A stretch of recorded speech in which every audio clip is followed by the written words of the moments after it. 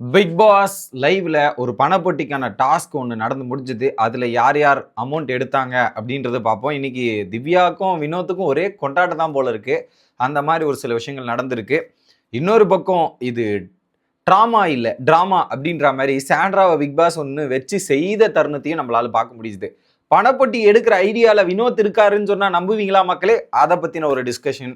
அடுத்து இல்லை அரோரா பணப்பட்டி எடுப்பாங்களா இல்லையான்ற மாதிரி சில விஷயங்கள் திவாகர் உட்காந்து பேசிட்டு இருக்கார். கானா வினோத்துக்கு போயிட்டு வியானா அட்வைஸ் பண்ணிருக்காங்கன்ற மாதிரி நிறைய விஷயங்கள் பார்க்க போகிறோம். ஏன் இது எல்லாம் இவ்வளோ டிலே ஆகுதுன்னா, யூடியூப்ல ஒரு பிரச்சனை. வீடியோ அப்லோட் பண்ணால் ப்ராசஸிங் ஆகி வீடியோ ப்ராசஸ் ஆகி அப்லோட் ஆகிறதுக்கு கிட்டத்தட்ட 1 மணி நேரம் 3/4 மணி நேரம் எடுத்துருச்சு போன வீடியோவே. எல்லாமே டிலே ஆகுது அப்படின்றதால ஏன் தரப்பு ப்ராப்ளம் இல்லை, யூடியூப் தரப்பு ப்ராப்ளமாக இருந்ததால தான் வீடியோ கொஞ்சம் டிலே ஆகிட்டு வருது. அதுக்கு மன்னிச்சிருங்க. இந்த வீடியோவும் எப்போ வந்து சேரும்னு தெரியாது, அதனால் இங்கே டிஸ்க்ளைமர் ஸ்டார்டிங்லேயே போட்டுடுறேன். சேனலுக்கு புதுசாக இருந்தீங்கன்னா சப்ஸ்கிரைப் பண்ணிடுங்க. வீடியோ பார்க்குற அனைவருமே மறக்காமல் லைக்கும் ஐப்பும் பண்ணிங்கன்னா இந்த வீடியோ பல பேருக்கு போய் சேர்ந்துடும்.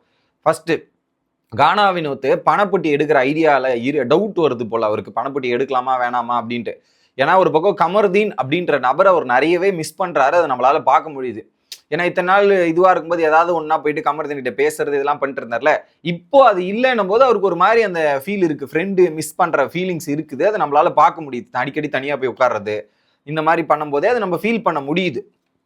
இதில் பிரவீன் காந்தி கிட்ட கேட்குறாரு, இப்போ எனக்கு ஒரு தாட் ஓடிட்டு இருக்கு, நான் அந்த பணப்பொட்டி எடுக்கலாமா வேண்டாமா நான் யோசிச்சுட்டு இருக்கேன், என்ன பண்ணலாம் அப்படின்ற மாதிரி கேட்குறாரு. ஓகே, அப்போ என்ன சொல்கிறாரு, இல்லை இருங்க எனக்கு ஒரு 3 days டைம் கொடுங்க, நான் யோசிச்சு சொல்கிறேன், 3 நாள் யோசிச்சு உங்களுக்கு டைம் கொடுக்குறேன், அப்புறம் நீங்கள் பணப்பொட்டி எடுக்கலாமா வேணாமான்னு யோசிக்கலாம். பட் என்னை பொறுத்தவரையும் உங்களுக்கு ஆடியன்ஸ் கிட்ட ஒரு பாசிட்டிவாக தான் இருக்குது, நான் பார்க்குற ரீதியில் எனக்கும் பாசிட்டிவாக இருக்குன்னா ஆடியன்ஸ்கிட்டையும் நீங்கள் பாசிட்டிவாக தான் இருக்குது, இந்த பணப்பொட்டியை பற்றி நீங்கள் பார்ப்போம் அப்படின்ற மாதிரி சொல்லிட்டார். வினோத்தும் எடுத்துக்கிட்டார். ஸோ ஒரு வேளை அவருக்கு டவுட், வினோத் எடுக்க மாட்டாருன்னு தான் நான் நம்புறேன். பட் ஒரு டவுட்டாக அவர்கிட்ட கேட்குறாரு, அவரும் இப்படி சொல்லியிருக்காரு, நடுவில் ஏதாவது மைண்டு மாறி ஃப்ளக்சுவேஷன் ஆகி ஏதாவது பண்ணிட்டாருன்னா ஒன்றும் சொல்றதுக்கு இல்லை. வினோத் பணப்பொட்டி எடுத்தாருன்னா அது வேற ரீதியில டைட்டில் யாருக்கு வேணாலும் போகலாம் அப்படின்ற ஆப்ஷன் உருவாயிரும். பார்ப்போம். இது ஒன்று.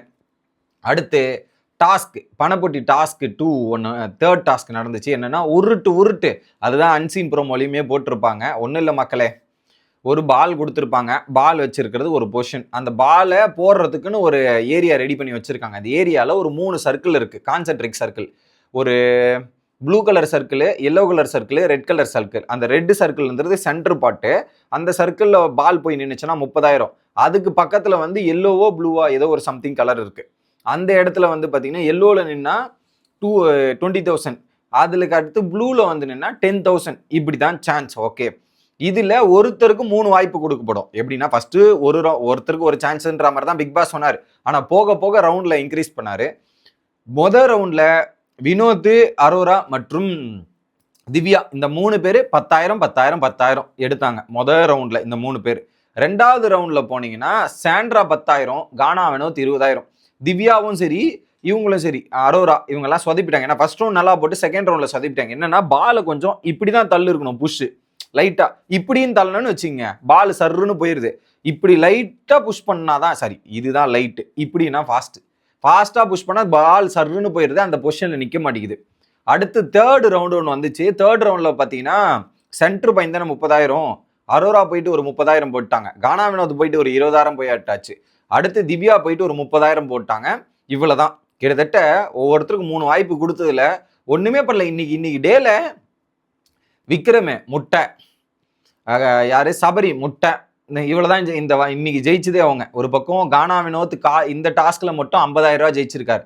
அரோரா 40,000, திவ்யா 40,000, சாண்ட்ரா 10,000. காலில இருந்து கானா வினோத்தை கம்பேர் பண்ணா 60,000 காலில இருந்து கானா வினோத், 50,000 திவ்யா, 40,000 யாரது அரோரா, 10,000 சாண்ட்ரா. கிட்டத்தட்ட ஓவரால் அமௌண்ட்டை கால்குலேட் பண்ணும்போது 3,35,000 ரூபாய். எப்படி 3,35,000 இப்போ அந்த பணப்பொட்டியில ஏர்ன் பண்ணி வச்சிருக்கிறாங்க அப்படின்றது நம்மளால பார்க்க முடியுது. இது ஒன்று. ஓகே, அடுத்து சாயந்தரமே ஒரு இன்ஃபர்மேஷன் கன்வே பண்ணாமல் விட்டாங்க. பிக் பாஸ் வச்சு செஞ்சுட்டாரு. இது ட்ராமா இல்லை ட்ராமா, இது ட்ராமா இல்லை ட்ராமா. ஒரு பக்கம் வச்சு என்ன கேட்டிருந்தாருன்னா, பிரவீன் பேசிட்டு இருக்கும்போது சபரி ஒரு கேள்வி கேட்டிருந்தான், இந்த சீசன் வெளியே நல்லா போதா, மக்கள் கிட்ட பயங்கரமான ரீச்சா போதா அப்படின்னு கேட்கும்போது, அப்ப சிம்பிளா Praveen Raj simply no waste, no comments, simply waste அப்படின்ற மாதிரி ஒரு பதில் சொல்லிட்டான். உடனே பிக் பாஸ் வந்துட்டு இப்போ அதை கேட்டு தெரிஞ்சு என்ன பண்ண போறீங்க, கம்முன்னு விட்டுருங்க அப்படிங்கிற மாதிரி சொல்லிடுறாரு.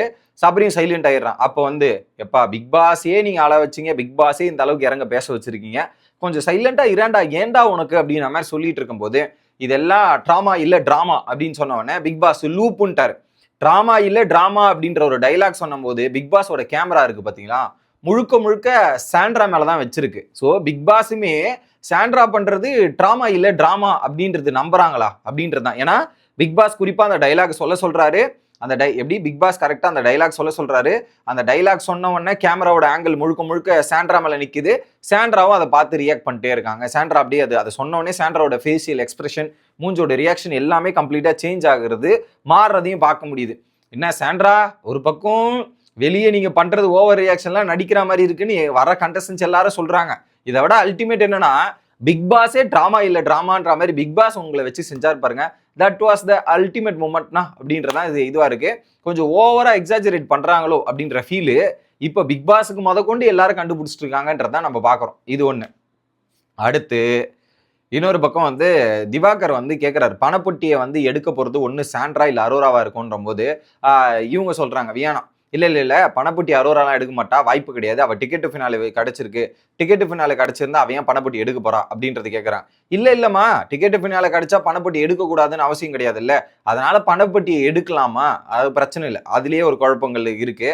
டிக்கெட் ஃபினாலே ஜெயிச்சா பணப்பொட்டி எடுக்க கூடாதுன்னு அவசியம் கிடையாது. டிக்கெட் ஃபினாலே அவங்க இந்த வாரத்தோட நாமினேஷன் ஃப்ரீ பாஸ் அடுத்த வாரம் போயிருக்காங்கன்றது அர்த்தம் மட்டும்தான் தாண்டி அவங்க அந்த பணப்பொட்டி எடுக்கக்கூடாது, இதெல்லாம் பண்ணக்கூடாதுன்ற அவசியம் கிடையாது. இதே சீசன் 6ல நடந்திருக்கு. இதே டிக்கெட் ஃபினால ஜெயிச்ச அமுதவாணன் ஃபர்ஸ்ட் கதிரவன் வந்து ஒரு 3 லட்சம் பணம் மூட்டையை கட் பண்ண இது மூட்டை, ரெண்டாவது பணப்பொட்டி வச்சு அமுதவாணன் எடுத்துட்டு போனார். ஸோ டிக்கெட் ஃபினாலே பணத்தை எடுக்கக்கூடாதுன்ற லாஜிக்கே கிடையாது. அவங்க எடுத்துட்டும் போகலாம், எடுக்காமையும் போகலாம், அதை தனிப்பட்ட நபருடைய விருப்பம். இது ஒரு பக்கம். அடுத்து வியானா போயிட்டு கானா வினோத்துக்கு அட்வைஸ் பண்றாங்க, கொஞ்சம் நீங்க பார்த்து நடந்துங்கன்னு, எல்லாத்தையும் டப்புன்னு ரியாக்ட் பண்றது எல்லாம் வேண்டாம், அப்பப்போ ரியாக்ஷன் தான் நம்மள தீர்மானிக்கும் என்ன பண்றோம் ஏது பண்றோன்றது, நீ புரிஞ்சுக்கோ, நான் எல்லா வாரமும் நல்லா பண்ணாலும் கடைசி ஒரு வாரத்துல பண்ண எஃபெக்டால தான் நான் வெளியே போயிருக்கேன், நீங்க பல நாள் கரெக்டா இருந்து ஒரு நாள் இதுவானாலுமே அது பாதிப்பு தான், அதை புரிஞ்சுக்குங்க, இந்த வீட்டுல பல பேர் அப்படி இருப்பாங்கன்ற ஒரு விஷயத்த வியானா சொல்றாங்க. முழுக்கா வந்து என்னால இப்ப நிறைய விஷயங்கள் இங்க வெளிப்படையா பேச முடியல, வெளிப்படையா பேசினா ஒரு மாதிரி ஆயிரும்ன்ற மாதிரி சாண்ட்ராவை பத்தி சொல்றாங்க. இதுல குறிப்பா சாண்ட்ராவும் விக்ரமும் எப்படியா இருந்த நபர்கள், 2 பேரும் எதிரும் புதிரமா இருந்தாங்க, இப்ப 2 பேரும் ஒண்ணு சேர்ந்து இருக்கிறத பார்க்கும்போது எப்படி இருக்குது உங்களுக்கு அப்படின்ற ஒரு விஷயத்த சொல்றாங்க. உடனே பிரவீன் காந்தி என்ன சொல்றாரு, அதெல்லாம் ஒண்ணும் இல்லைங்க, டிராமா தான் பண்றாங்க அப்படின்ற மாதிரி. ஒரு பக்கம் சாண்ட்ரா நிஜமாவே எனக்கு அப்படிதான் தோணுது. ஏன்னா சாண்ட்ராக்கு விக்ரம பத்தி அவ்வளோ ஒப்பீனியன் இருக்கு, அவ்வளோ பேசியிருக்காங்க, ஏன் சபரியை பத்தி அவ்வளோ பேசியிருக்காங்க, அவ்வளோ இது பண்ணியிருக்காங்க. எனக்கு அவங்க இப்ப இல்ல வேற வழி இல்லாம இப்படி போய் பேசுறாங்களே தாண்டி உண்மையான ஒரு நோக்கத்தோடு பேசுறாங்களான்ற ஃபீல் எனக்குமே வரமாட்டேங்குது. அது வீட்டுக்குள்ள இருக்கிற கானா வினோத் கண்டுபிடிச்சிருக்காரு. பட் என்னைக்கு வந்து இவங்க எல்லாம் கண்டுபிடிக்க போறாங்க அப்படின்றத வெயிட் பண்ணி பார்ப்போம். Bye guys.